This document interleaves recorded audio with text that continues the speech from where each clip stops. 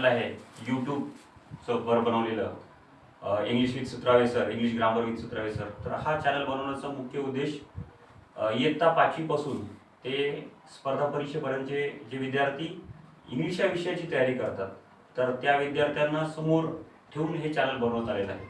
या चॅनलमध्ये जे ग्रामरचे जे व्हिडिओज अपलोड करण्यात येतील तर ते किचकट पद्धतीने न बनवता सोप्या आणि सरळ भाषेमध्ये विद्यार्थ्यांना कसे समजतील याच्या संदर्भाचा सर्व विचार करूनच हे व्हिडिओ यामध्ये बनवले जातील. तर याच दृष्टीने या अनुषंगाने आज आपण जो नवीन व्हिडिओ अपलोड करणार आहोत तर तो व्हिडिओ टेन्स ह्या संकल्पनेविषयी आहे. तर टेन्स हा जनरली ज्याला आपण मराठीमध्ये काळ म्हणतो. तर काळाचा विचार करण्याच्या अगोदर टेन्स म्हणजे आपल्या डोक्यामध्ये एक गोष्ट येते ती म्हणजे टाइम. टाइम म्हणजे वेळ म्हणजे ज्यामध्ये वेळे संदर्भामध्ये उल्लेख केला जाईल अशी जी काही गोष्ट असेल ती कशामध्ये टेन्स मध्ये. नुसतं वेळ नाही तर ती वेळ कधी ची होती हे सुद्धा बघणं तेवढंच महत्वाचं आहे. म्हणजे टाइम सोबत व्हेन या प्रश्नाचं सुद्धा उत्तर त्याच्यामध्ये आलं पाहिजे. अशा दोन गोष्टी ज्याच्यामध्ये येतात त्याला आपण काय म्हणतो, त्याला आपण टेन्स म्हणू शकतो. म्हणजे त्याच्यावरून आपल्याला टेन्सचे संदर्भ कळतो किंवा टेन्स म्हणजे नेमकं काय आपल्याला कळतो. तर मुळामध्ये टेन्स का गरजेचं आहे तर टेन्स हा आत्मा आहे म्हणलं तरी चालेल इंग्रजीचा. कारण ज्या व्यक्तीचं टेन्स व्यवस्थित असेल तर त्याला इंग्रजीची वाक्य बनवता येतील, रायटिंग स्किल मध्ये त्याचा हेल्प होईल. हे इंग्रजीमधले जे काही संदर्भ असतील त्या ठिकाणी ज्या ठिकाणी आपण टेन्स बघतो तर त्या ठिकाणी आपल्याला याची मदत होते. मग टेन्सचे प्रकार पडतात. मुळामध्ये टेन्सचे 3 प्रकार पडतात. तर टेन्सचे 3 प्रकार आपल्याला माहित आहेत. तर टेन्सचे 3 प्रकार कोणते तर प्रेझेंट टेन्स, पहिला प्रकार प्रेझेंट टेन्स आहे. दुसरा पास्ट टेन्स आणि तिसरा फ्युचर टेन्स. म्हणजे एखादी घटना ही प्रेझेंट मध्ये आहे, पास्ट मध्ये आहे का फ्युचर मध्ये आहे ही कशावरून कळते आपल्याला तर ते कळण्यासाठी आणि ते कशावरून कळाले पाहिजे ते आपल्याला सगळं ह्या दृष्टीतून कळणार आहे आपल्याला. तर त्यातला सगळ्यात जो पहिला पोर्शन आहे प्रेझेंट टेन्स. तर प्रेझेंट टेन्सचे परत 4 प्रकार पडतात. प्रेझेंट टेन्सचे 4 प्रकार कोणते simple present tense, present continuous tense, present perfect tense आणि प्रेझेंट परफेक्ट कंटिन्युअस टेन्स. तर याच्यासोबत अजून एक तुम्हाला स्पर्धा परीक्षेच्या दृष्टीने अजून एक गोष्ट जी महत्वाची आहे जी तुम्हाला मी आज सांगणार आहे तर ती म्हणजे एखादा काळ कोणता आहे हे कसं ओळखायचं. तर त्यासाठी काही टेक्निक्स असतात. त्या ट्रिक्स आपल्याला किंवा त्या टेक्निक्स माहित असणं गरजेचं आहे. तर एखादी घटना ही कंटिन्युअस म्हणजे कोणतंही कंटिन्युअस असेल तर त्याच्यामध्ये बी प्लस आयएनजी असेल किंवा व्हर्बचं 4th फॉर्म असेल. आणि एखादी घटना ही परफेक्ट आहे किंवा एखादं वाक्य हे परफेक्ट टेन्स आहे हे कशाने ओळखायचे आपल्याला V3 म्हणजे क्रियापदाचं जर तिसरं रूप असेल तर ते वाक्य कोणतं असते प्रेझेंट परफेक्ट टेन्स असते. तर यातला जो सगळा प्रेझेंट टेन्स ज्याला मराठीमध्ये साधा वर्तमान काळ म्हणतात. तर साधा वर्तमान काळ तर सिंपल प्रेझेंट टेन्स आपण अगोदर स्ट्रक्चर बघू. सिंपल प्रेझेंट टेन्सचं स्ट्रक्चर आहे सब्जेक्ट V1 ऑब्जेक्ट आणि कॉम्प्लिमेंट. तर साध्या वर्तमान काळाचं जर स्ट्रक्चर जर बघितलं तर असं लक्षात येईल की याच्यामध्ये मुख्य क्रियापदाचं नेहमी फर्स्ट फॉर्म असते. म्हणजे मेन वर्ब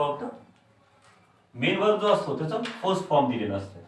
तर साध्या वर्तमान काळ जर ओळखायचं असेल तर त्याचं अजून एक टेक्निक लक्षात ठेवायची की साध्या वर्तमान काळामध्ये सहाय्यकारी क्रियापदांचा वापर केलेला नसतो. सहाय्यकारी क्रियापदाचे परत 2 प्रकार पडतात. कोणते प्रायमरी आणि मॉडल. तर याच्याविषयी आपण त्याच्याविषयी दुसरा व्हिडिओ नंतर बनवूत आपण मॉडलायझरीज आणि प्रायमरी विषयी. फक्त इथं एवढं लक्षात ठेवायचं की या ठिकाणी सहाय्यकारी क्रियापदाची गरज नसते. म्हणजे साध्या वर्तमान काळामध्ये फक्त सब्जेक्ट, व्हर्बचा फर्स्ट फॉर्म, ऑब्जेक्ट आणि कॉम्प्लिमेंट याच गोष्टीची त्याच्यामध्ये उल्लेख असतो. म्हणजे साधा वर्तमान काळ जर ओळखायचा असेल तर व्हर्बचं फर्स्ट फॉर्म असते असं आपल्याला लक्षात ठेवायचं.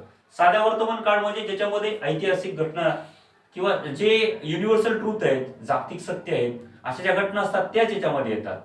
जसं की for example the sun rises in the east ही काय जागतिक सत्य म्हणता येईल किंवा रोज घडणारी घटना आहे जी की ट्रू पण आहे किंवा 2 + 2 4 होते हे पण सत्य आहे. तर अशा ज्या गोष्टी आहेत तर ते साध्या वर्तमान काळामध्येच लिहिलेल्या असतात. साध्या वर्तमान काळाचं एक आपण वाक्य उदाहरणासाठी बघू की आय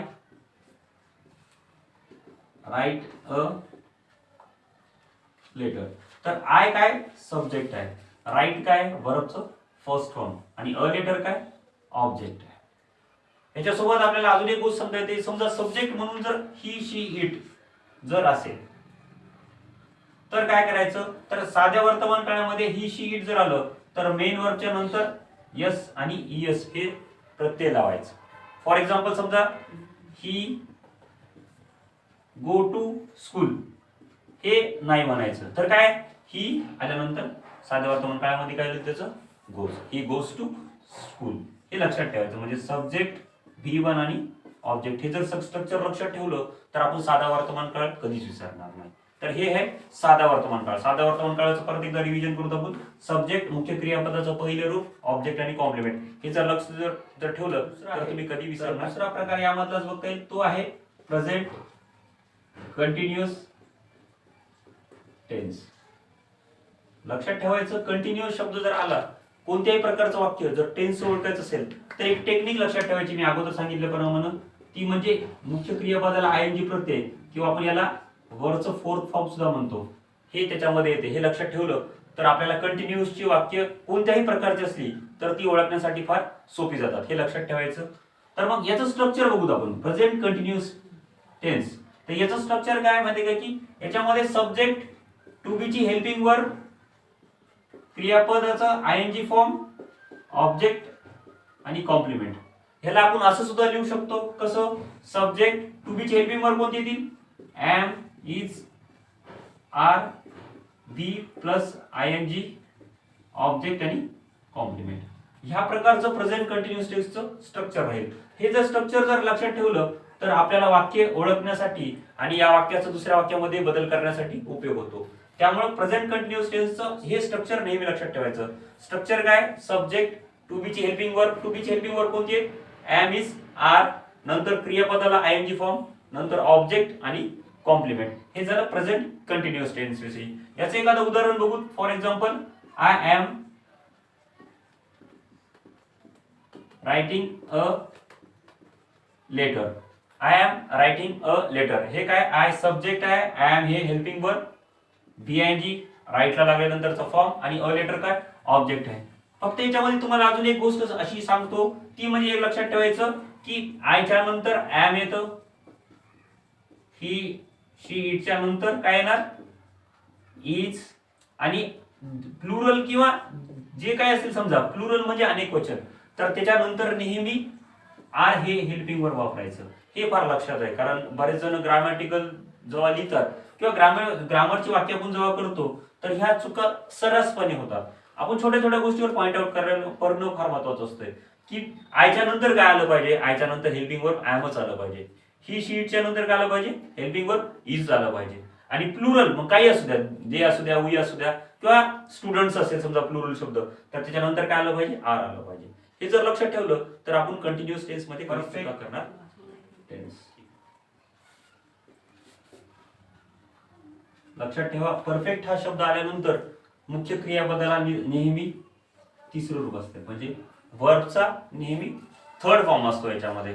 याचं स्ट्रक्चर काय प्रेझेंट परफेक्ट टेन्सचं, तर त्याचं स्ट्रक्चर आपल्याला असं सांगता येईल, subject have oblique has, V3 object आणि कॉम्प्लिमेंट. हे स्ट्रक्चर लक्षात ठेवायचं की प्रेझेंट परफेक्ट टेन्स मध्ये किंवा कोणत्याही परफेक्ट टेन्स मध्ये क्रियापदाचं नेहमी तिसरं रूप असतं. फॉर एक्झाम्पल आपण एक वाक्य बघू, I have written a poem असं वाक्य आहे. आय काय सब्जेक्ट आहे, हॅव हे हेल्पिंग वर्ब आहे, रिटन वर्बचं थर्ड फॉर्म आहे आणि अ पोएम ऑब्जेक्ट आहे. याच्यामध्ये एक गोष्ट प्रकर्षाने अशी जाणवते की हॅव कधी वापरायचं आणि हॅज कधी वापरायचं या बाबतीमध्ये आपलं बरंच कन्फ्युजन आहे. तर हॅव हे नेहमी अनेक वचनानंतर वापरायचं आहे, आयच्या नंतर सुद्धा हॅवच वापरायचं, आणि इट यानंतर किंवा एखादं नाव असेल समजा फॉर एक्झाम्पल राम तर त्याच्यानंतर हॅज वापरायचं. हे नेहमी लक्षात ठेवा की हॅव कुठं वापरायचं आणि हॅज कुठं वापरायचं. हे जे मायनर मिस्टेक्स आहेत तर ते मायनर मिस्टेक होऊ द्यायचे नाही. म्हणजे हॅव कधी वापरायचं आणि हॅज कधी वापरायचं हे जर बरोबर लक्षात राहिलं तर मग आपलं परफेक्ट टेन्स मध्ये कधी चुका होणार नाही. ठीक आहे. तर यानंतरचा चौथा जो प्रकार आहे तर चौथा प्रकार आहे प्रेझेंट परफेक्ट कंटिन्युअस टेन्स. तर याच्यात लक्षात ठेवायची गोष्ट आहे माहिती का की याच्यामध्ये परफेक्ट शब्द सुद्धा आहे आणि कंटिन्युअस शब्द सुद्धा आहेत. तर म्हणजे याच्यामध्ये परफेक्ट टेन्स सुद्धा आहे आणि सोबत काय आहे कंटिन्युअस, हे दोन शब्द सुद्धा आहेत. मग याचं स्ट्रक्चर कसं येईल? Subject have oblique has plus been plus be plus ING object आणि कॉम्प्लिमेंट, हे याचं स्ट्रक्चर आहे. म्हणजे याच्यामध्ये काय सब्जेक्ट सोबत हॅव हॅज आहे प्लस बीन आहे वर्बचं थर्ड फॉर्म आणि व्ही प्लस आयएनजी आणि ऑब्जेक्ट आणि कॉम्प्लिमेंट. फॉर एक्झाम्पल ह्या वाक्याला आपल्याला असं सुद्धा लिहिता येते एखादं वाक्य आय हॅव नंतर काय बीन रायटिंग अ लेटर, असं हे सुद्धा लिहिता येते वाक्याला. आय नंतर हॅव नंतर बीन वर्बचं आयएनजी फॉर्म आणि सगळ्यात शेवटी काय ऑब्जेक्ट. ह्या पद्धतीने आपल्याला त्याला लिहिता येते. प्रेझेंट परफेक्ट कंटिन्युअस टेन्सचं जर स्ट्रक्चर लक्षात ठेवायचं असेल तर दोन गोष्टी लक्षात ठेवायच्या. परफेक्ट म्हणजे वर्बचं थर्ड फॉर्म, कंटिन्युअस म्हणजे आयएनजी. परफेक्टचं थर्ड फॉर्म काय वापरलाय आपण? बीन वापरलंय आणि आयएनजी सोबत आहेच. हे अशा पद्धतीनं आज आपण simple present tense, present perfect tense, perfect continuous tense आणि अशा प्रकारचे जे त्याचे टोटल 4 फॉर्म आहेत हे बघितले. याच्यानंतर जो आपण व्हिडिओ अपलोड करणार आहोत तर त्याच्यामध्ये आपण पास्ट टेन्स आणि फ्युचर टेन्स या संदर्भामध्ये माहिती घेणार.